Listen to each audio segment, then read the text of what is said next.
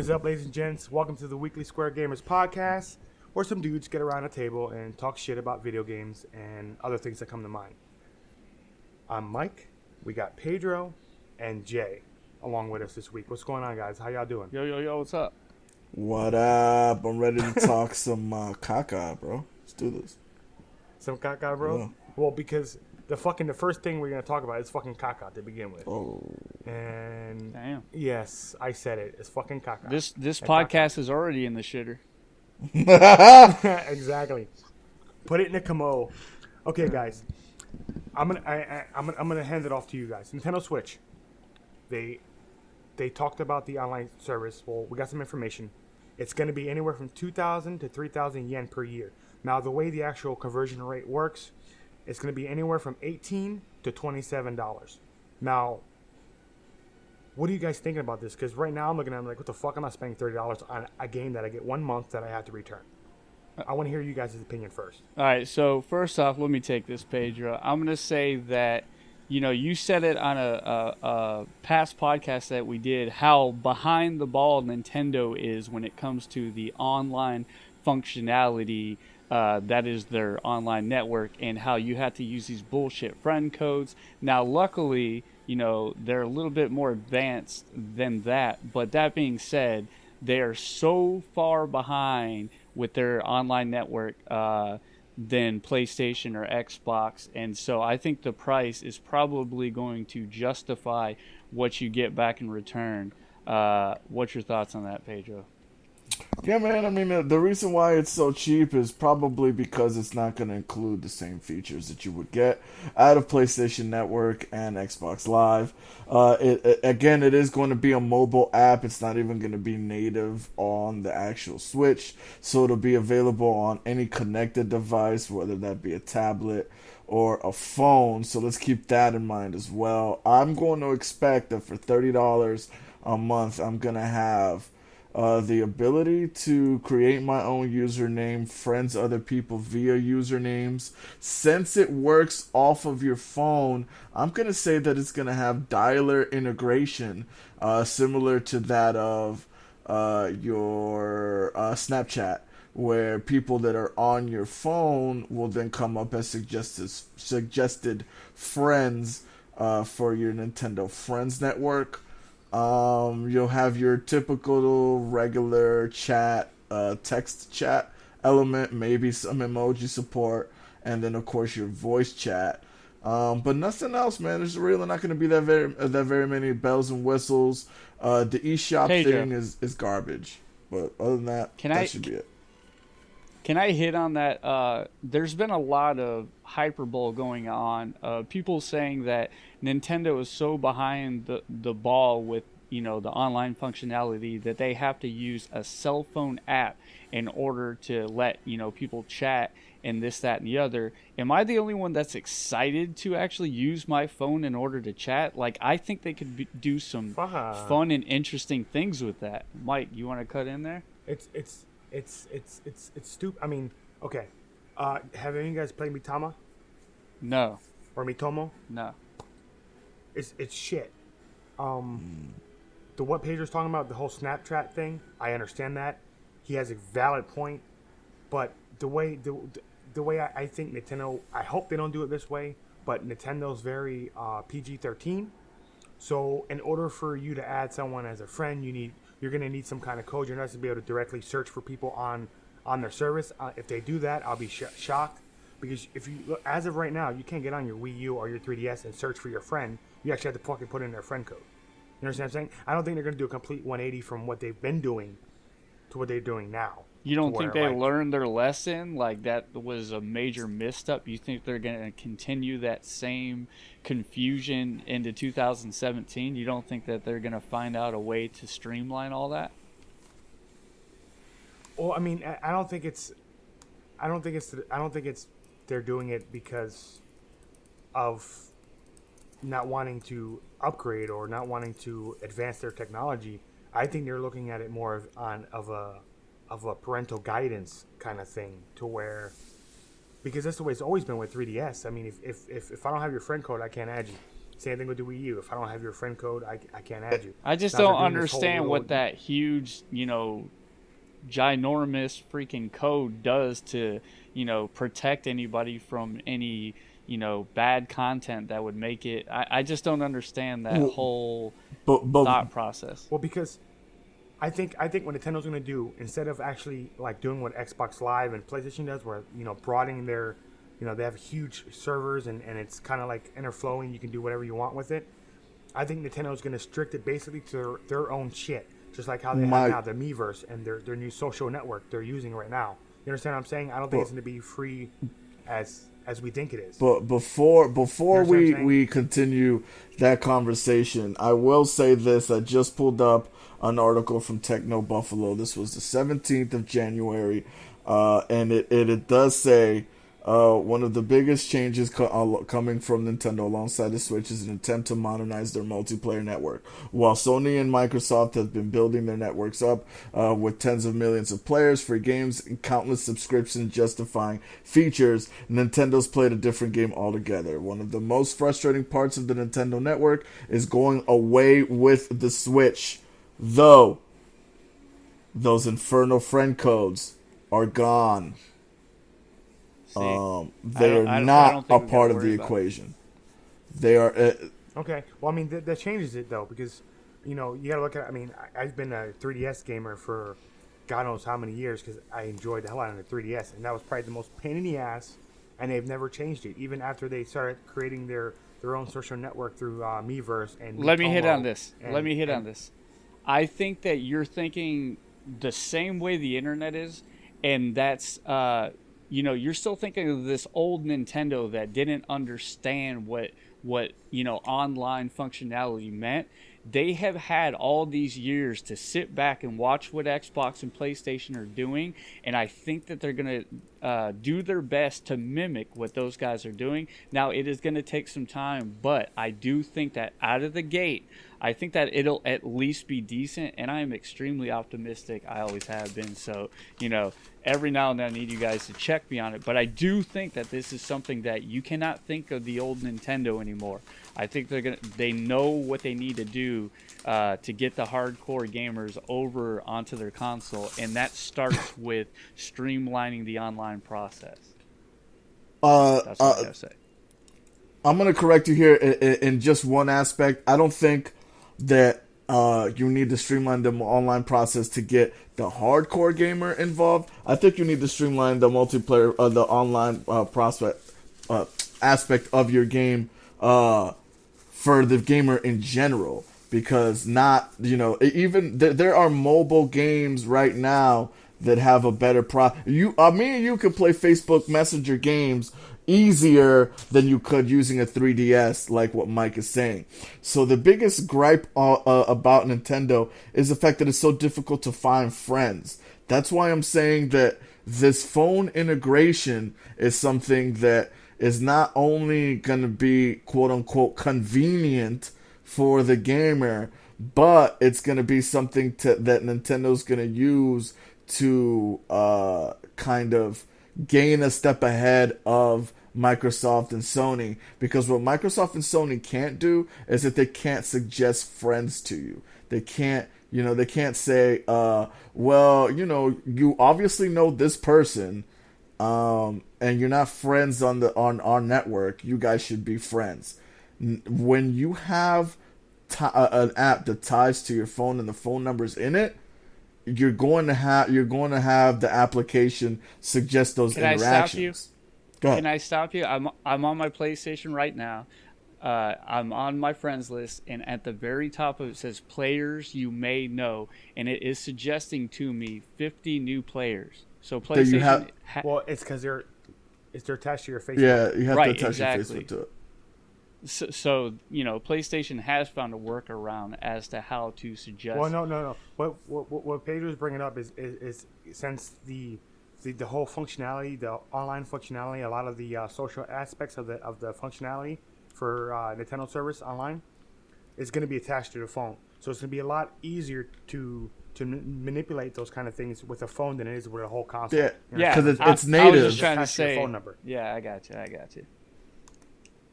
You know what I mean? Shit, guys. I mean, Yeah, I see what you're wait, saying. you got me that's a little skeptical, and then we got Jay that's optimistic, and Pedro's hitting us with the But actual. wait, Well, the you know, tech is side the of it. My $30 optimism- going to be worth it though? That's the question. Absolutely. Yeah, absolutely. I don't know. I mean, you know, when the Switch comes out and the first couple months are free, Nintendo has their work cut out for them because it's releasing on the 3rd of March, right? Yep. Yeah, correct. And it's not going behind a paywall until September. Yep. So they have some time to actually prove to us that if it's going to be worth it or not. I brought this up because at the end of the day, Nintendo hasn't been known for their service. Is it worth the $30? Like, would it be worth the $30 as is right now? And no, it's not. But you guys bring up a valid point with all this. You know, if they can fix the online functionality between friends, then it wouldn't be a bad idea. They also need to relook at their whole free game or the free games. It does not need to be It does not need to be monthly. You need to give me a fucking free game. No, You no. have Did you fucking guys see the article? thousands.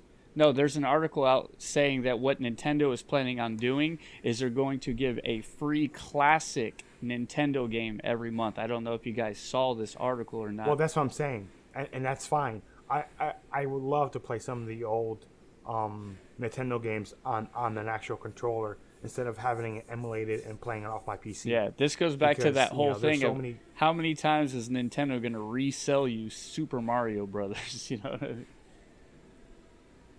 Well, I mean, if they're smart and they do it right, they take the existing titles you have off the Nintendo eShop from your Nintendo account and give you access to them on the Wii if they're accessible on the Wii or on the Switch. yeah. So Mike, before we switch topics, I got one question to ask you, since you're probably the only one that's ever used it. Discord on mobile, is it good or not? One word answer. yes, it's better than Skype. Okay, so it is good on mobile. So if Discord can do it, why can't Nintendo?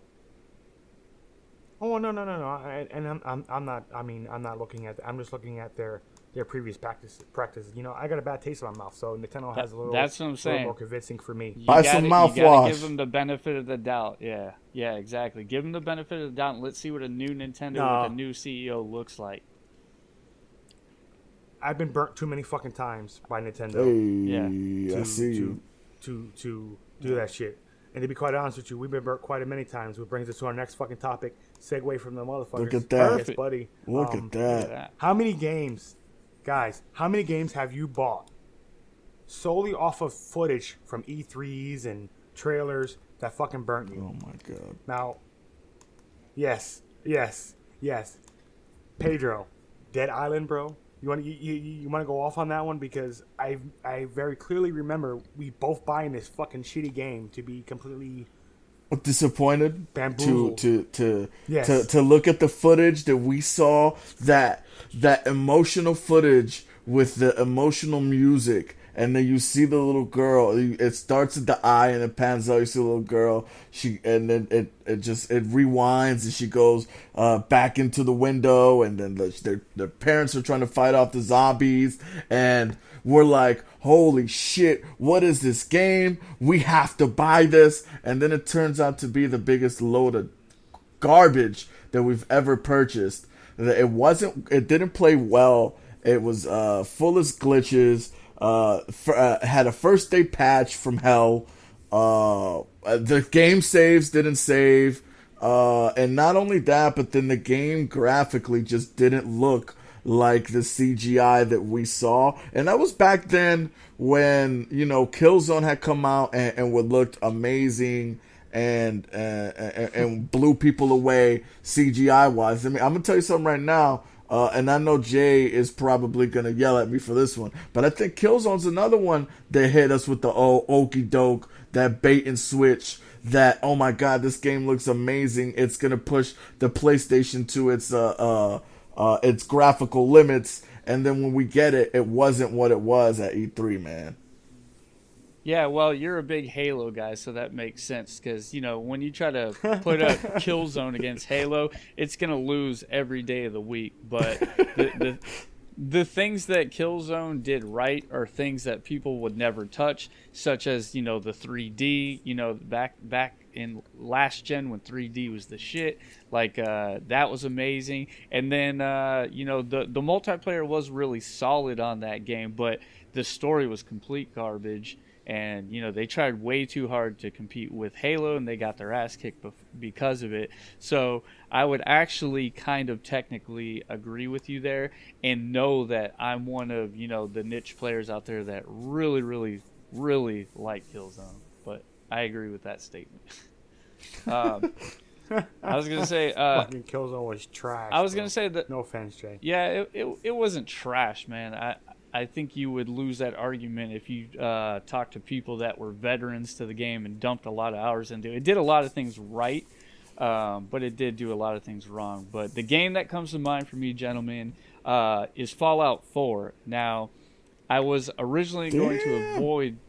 Yeah, I was going to avoid the game because, I don't generally like those games that are a huge time commitment. That's not the type of gamer I am. If you're telling me that this game's like over 300 hours worth of content, I'm already getting scared away.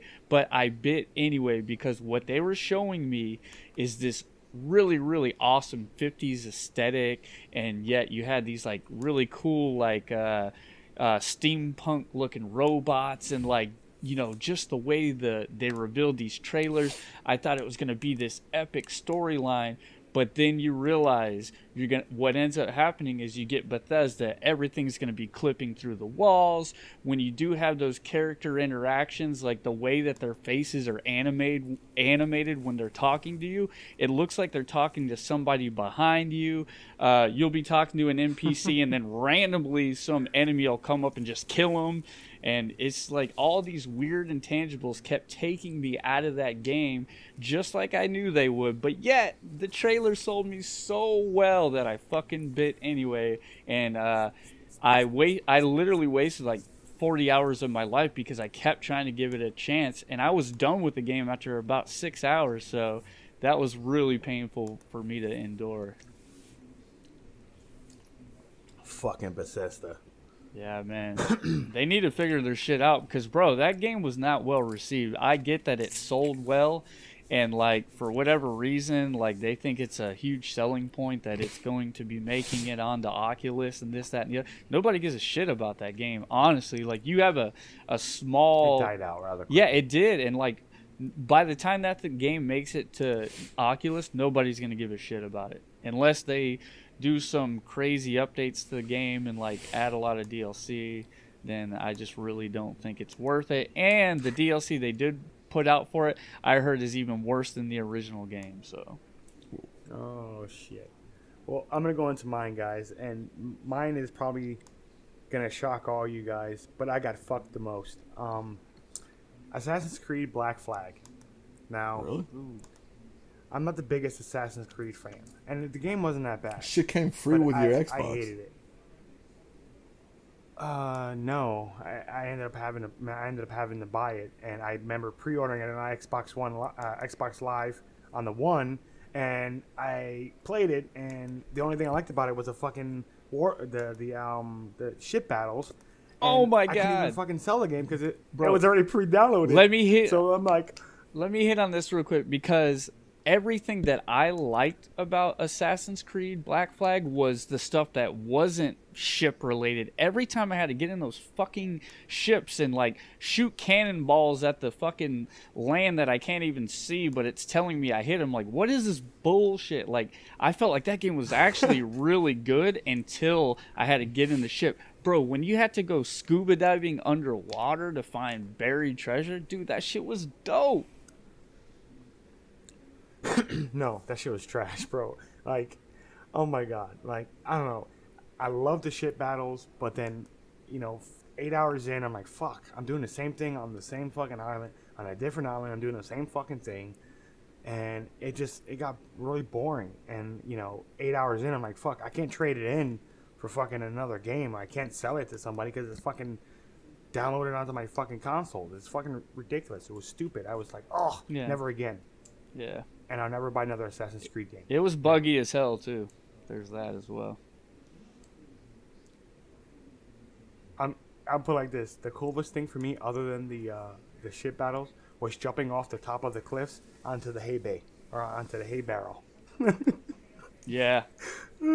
It did have the some nice free-for-all jump? vistas. Yeah. When you got way up high, bro, and you got to just look at the vistas, bro, for like that game to come out like, you know, during launch with the consoles, that was like a hell of a game, bro. It looked really good. I think the visuals still hold up. Yeah, I mean the game looks good. It just bored the shit out of me. Agreed. But you know, Assassin's Creed Black Flag was a launch title. Brings us to our next topic: would you buy a console for one game? And Jay, I don't want to hear your opinion just yet because I know you're fucking gonna buy a Switch just for fucking Zelda because Nah. you got a whole room Dude, like I'm posters. And I'm fucking, looking down at the notes that I wrote for this topic, and I had the words Nintendo wrote down next to Zelda Breath of the Wild. So, you know, Pedro, would you buy one game? Or, you know, would you buy a console for one game, or have you, or will you? Yeah, I mean, absolutely. I'm one of those gamers that, you know, Gears of War sells me an Xbox. You know. Well, no, Gears of War is different, bro. Gears of War, oh. you can't count Gears of War. Oh, I can't. Okay. Gears of War Okay, isn't a it's game. not It's a fucking It's experience. it's not a game. It's not a game though, guys. It's an experience. You see how he like wants to be the cool guy and be like, no man, I don't buy my consoles for just one game, man. You know, Gears of War isn't just a game, man. It's an experience. That's what. Shut up, bro. It's software on a disc, and you're only buying that console to experience that software on a disc. So yes, all right. I have been guilty of purchasing a console for one game. Hell, I purchased a PlayStation 4 without buying a game, only in anticipation of Uncharted 4 because I had played the other three beforehand. I bought the Xbox One to play Gears of War and Halo with my friends. Absolutely, you purchase a console for one game as long as you know that one game is going to give you the experience that you want out of it, man. And honestly, like I said, I bought the Xbox One for Halo and Gears. Both are great games, but they didn't give me the experience that I had playing them in the previous generations because everyone jumped ship and went with PlayStation. So I in turn went from the gamer who had too many friends to the loneliest gamer in America, playing my lonely Xbox One while everyone else was playing PlayStation games. Don't kick me in the balls on the air, bro.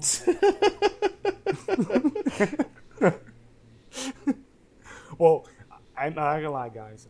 I am one of those guys that bought a console for one game, but I don't consider I bought the 3DS. I bought multiple 3DSs over the last 10 years, and every time was for Monster Hunter.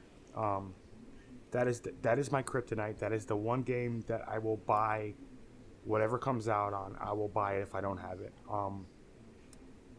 But yeah, granted, you know, the last Monster Hunter, not Generations, the one before that, I ended up spending maybe 4,000 hours between like 3 characters in that game. So I definitely got my money's worth.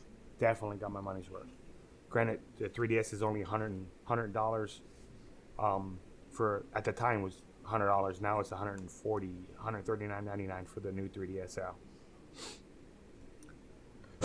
Well, I mean, you guys, and you're buying a $400 console for one game. Shame on you. Yeah, well, for me, the reason I brought the question up is, you know, you already said it, Mike. You know, a lot of people have been on the internet talking about how, you know, buying the Nintendo Switch is justifiable because how good Zelda Breath of the Wild looks, and I am very much with those people. Like, I will literally justify that purchase with that one game alone because I know that it's probably going to be anywhere from 60 to 100 hours of just insane fun exploration, like immersive gameplay.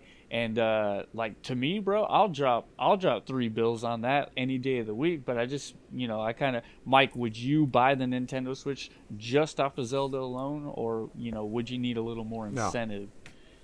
Yeah, you need a. I would need more incentive.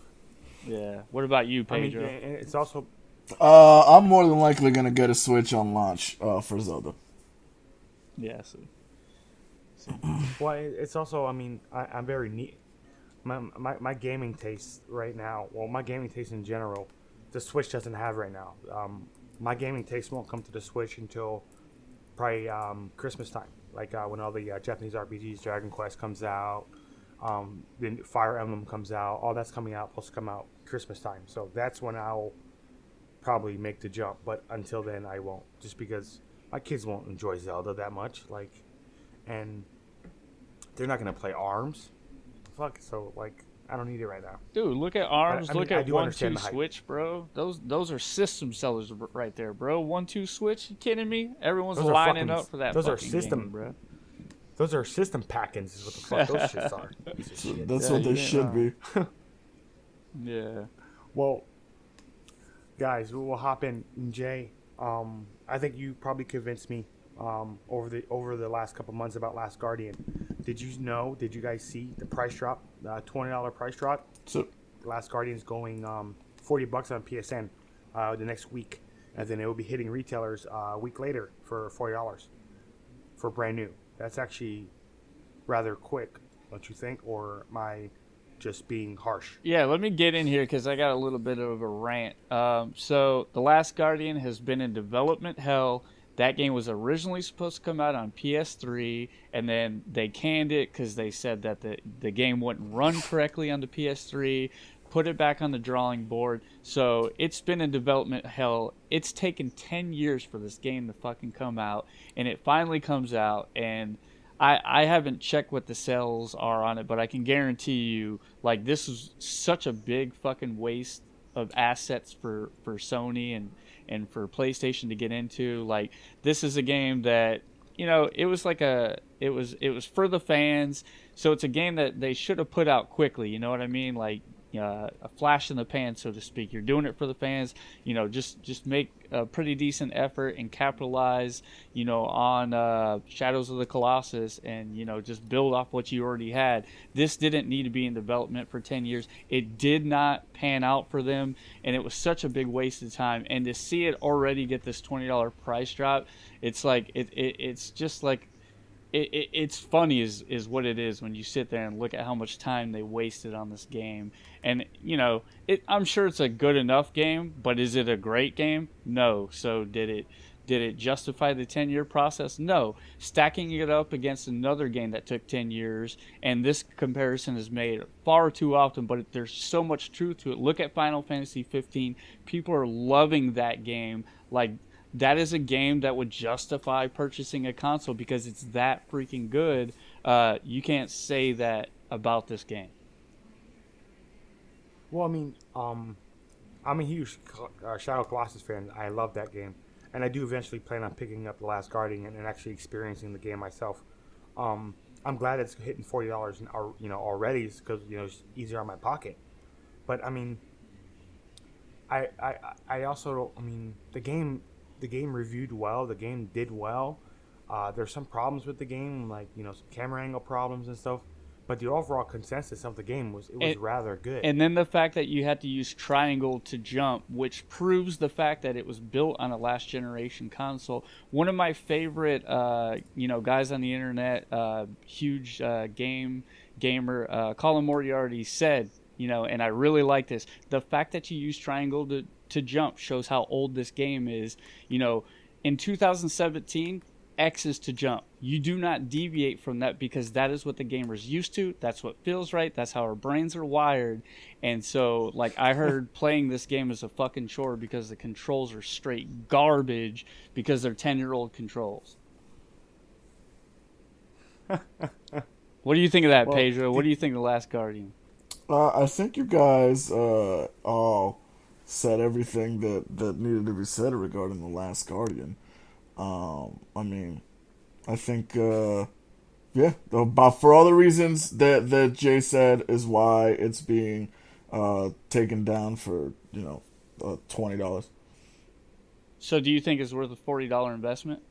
I don't think the game's worth playing. Period. But if I had to, I'd Redbox it. Yeah. Ooh, damn.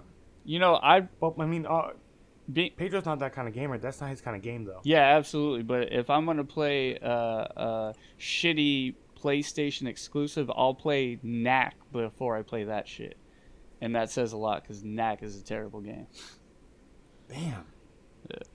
Well, fuck. Stinger. And I know it's a thing. I wasn't expecting that from you. I mean, Yeah. you kidney punched me there, bro. Dude, there's a little hyperbole Big ups. on my end. I guess I'm just a little mad that this game was such a distraction for PlayStation, and like it just makes me wonder like what they could have done, like instead of wasting 10 years developing this shit, like what different IP could they have made that resonated with me and a lot of other gamers, you know what I mean? That's why I'm so angry about it. I'm sure it's a great game, and once they shit it out for $5 on one of these flash sales, I'll pick it up and secretly play the hell out of it and probably enjoy it. I'll just never tell anybody about it. Well, I'm definitely gonna try to get it. Granted, the next 3 weeks for me is fucking jam packed with For Honor and Noah. So, Dude, that's something We'll that see. we need to talk about here real soon, bro. Like the fact that what is it like being a video game developer in 2017? Because, bro, there is banger after banger after banger coming out, and we have not even seen the next calendar month until 2 days ago. It's just now February, and we're already getting these AAA must-have games. And if you look at the roadmap for the rest of 2017, it is fucking nuts. I'd hate to be a developer in this craziness. It's a great time to be a gamer, though. So well, yeah. I mean, fucking Noah is coming out, bro. Noah and For Honor. Yep. That's gonna be sick. and then we got What we're gonna do here, Horizon, and we guys- got Zelda, and sorry, Yeah, I could go on. Please and don't on. mention that. Yeah. Don't mention Horizon. I'm trying not to spend any more Oh, money. it bro. looks so good. By the way, That's- anybody looking to know what that game's all about, head over to our YouTube channel. Myself and Nathan Hodge, we did a featurette on it. The entire podcast was devoted to Horizon Zero Dawn. We tell you basically everything you need to know, so shout out to that. And also, guys, make sure you go to our Facebook /Square Gamers, the group. Check that out. Also, go to our business page /Square Gamers. Yet again, go to our YouTube channel. You can look us up, Square Gamers, and our Twitch channel, which is becoming a little more lively, and hopefully a little more lively with Resident Evil 7 on the Horizon. Ooh, burn! Yeah, I see what you Sorry, did I had Horizon on my brain. Very punny. But guys, we'll talk to you next week. Peace out. Later. Peace.